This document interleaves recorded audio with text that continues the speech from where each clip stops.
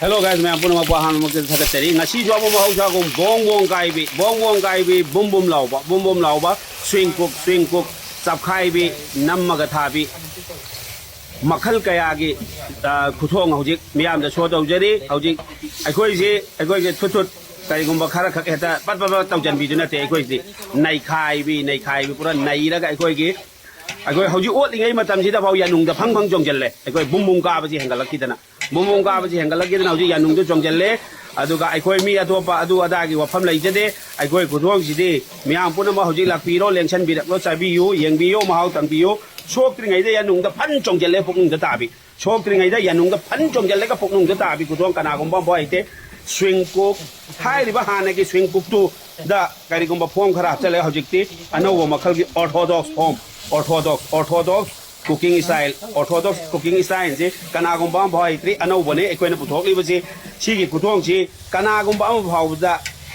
करिगुम्बा मगुल अम भावदा ताप लाउना सिगी मवोंगसि ताबा ngamba am baw lairoi maram aduna hauji ekoi चक्षण भी चिंखन भी चपगा थाबी फॉर्म द लाक होख्रे अदुगा अरोइबद तौदोरसि ऑर्थोडॉक्स फॉर्म न लोइसंदोरनि अखोइसि उमोरोक नते उमोरोक फॉर्म नते मयाम उबीरा धोकी मही का धोकी आमक अन्ना सी मही आने कंथोए थोंग भी नते महीगा फमहलगा चपखाइरगा नैखाइरगा उंगगा थदोकबिनि लैरगा चटपे स्विंग कुक कवे स्विंग कुक अदो अखोइ साजिंगि उबद कलक भौरंगने अखोइ सिजो उरिबा पोचे करी कवी कंगुरा मयाम करी कवे बुंग गाबी अखोइ की मई मनिन जे ताबगा बुंग चेत छेगाइबे या नुंगदे त चंगिबगा साइबे मथौ नते पुकनुंग द तजनबा अदुगुमलबा मखल की खुथोंगनि वेस लावबा खुथोंगनि नखोइ की नंगना थोंगे न लावगनि अदरगी सादुन सेटबदा चटलारोय अखोइ की करी सानो करम सानो जो खंगदे ज्ञान तार मथंगदगी शो तौरकनो यरबो की सा शो तौबीरकनो अखोइ उबदने अखोइना चारिसि यामना खेनबनि इकाइजै शो तौथोरकनो अदुगा कसार के सिलचर की कंबूसें सा शो तौरकनो खांगना निभु यंगै थोंजनगनि अदुगा सा मतुम अनि मचेत अनि चेले चाब सादना तौबीरकनो अदुगुम्बदो अखोइदि तौबीरनो अमुअन्ना अखोइसिदा हाइदोअगा खोमगा चाबिने अखोइसि खोमगा चाबि कवे अखोइसि चप्पगा थदोको सा ngakतनि नखोइजु महाउ तंगयादि लाक्पिरो ngasi masi अखोइ मयाम पुन्ना चाथोकसि आइना सिनबने अखोइ मिस्त्री सिंगसि अनौबा ngakतनि मिस्त्री लोइ सुरे जगा की मिस्त्री नि तो मिस्त्री लोइन सुरे अदुगा सिदा छि हेड मिस्त्री नि माइ मखादनि लोइन तौर इब थबक मयाम से सोमदा सा हापगी अखोइ की अखन्नरबा अखोइ की ममिंग लैरबा मिस्त्री दुनि से मिस्त्री कोइजम एके आर के जुकंग नै कोइजम अखोइजम जलजित आरजी आई माइ ममिंग जे मयाम बोना नंग लाउबी अमाहन तौबीरानु मयाम के पूरा कंप्लेन यामन लै तौबीरानु नखोइ को ठोक ठाक नै आइरे सेट बद चते आइरे नखोइ सादो बोना मको अमुका मनम सी कराइदनो ने थेरक पगंदा स्विंग कुक तौरगा लेरम्मे बीफ तो याम नंगना लोकेल बीफ निको आसे लोकेल डायरेक्ट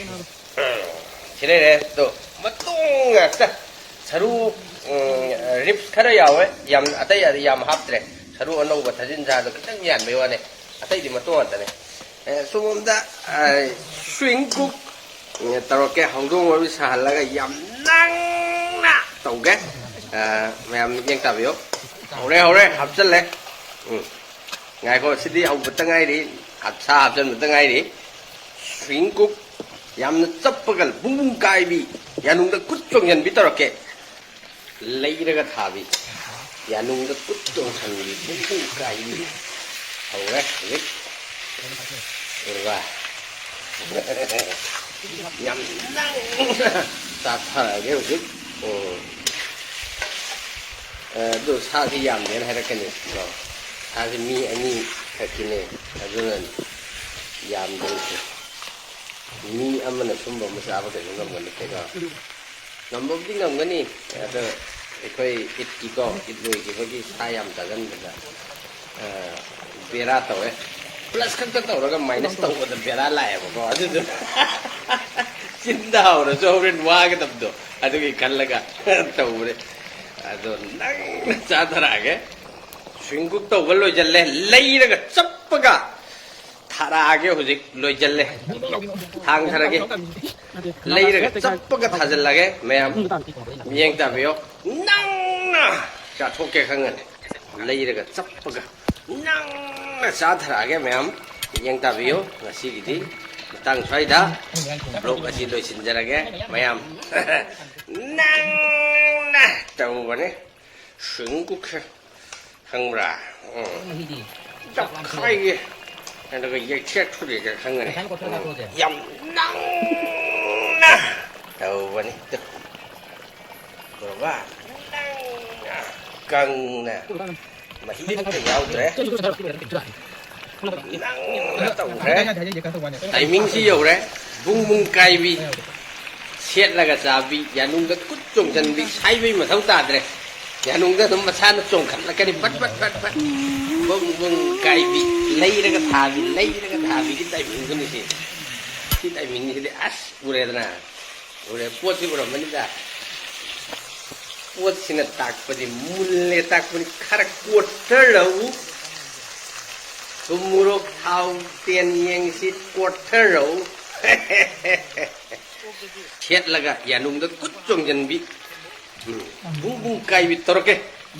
นั่งนะเต่ารามีนะก็